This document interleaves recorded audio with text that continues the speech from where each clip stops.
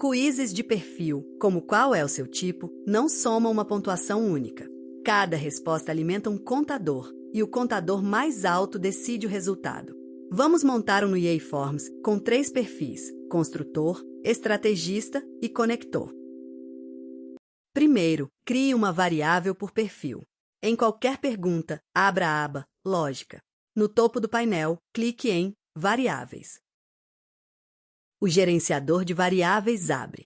Adicione uma variável do tipo, número, uma para cada resultado possível, todas começando em 0.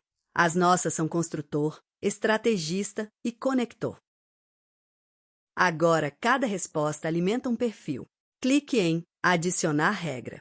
A primeira regra soma um ponto em estrategista, quando a resposta é a opção A.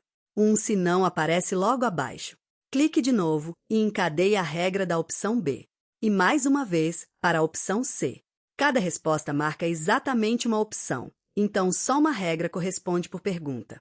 Repita o padrão em todas as perguntas do quiz. Agora vem a parte que todo mundo erra. As regras rodam quando a pergunta delas é respondida.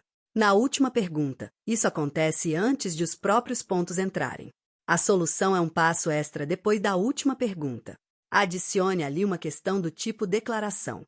Ela não pergunta nada e dá às regras um lugar para rodar depois que a contagem termina. Hora de escolher o vencedor. Crie uma tela final por perfil.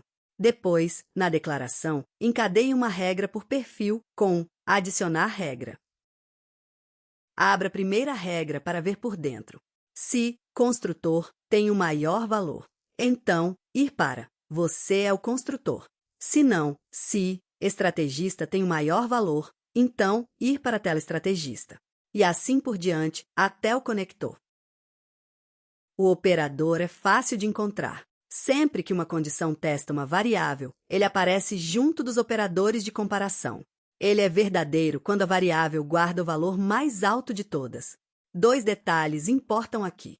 Empates vão para a primeira regra da cadeia. Coloque primeiro o perfil que você prefere no desempate.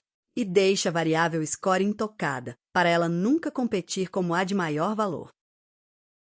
E esse é o padrão do quiz de perfil. Uma variável por perfil, regras alimentando cada uma e uma declaração direcionando contém o maior valor. Se os seus resultados mudam só no texto, existe um caminho mais leve.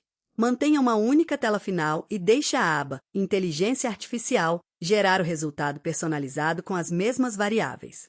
Os tutoriais relacionados cobrem lógica, variáveis e múltiplas telas finais.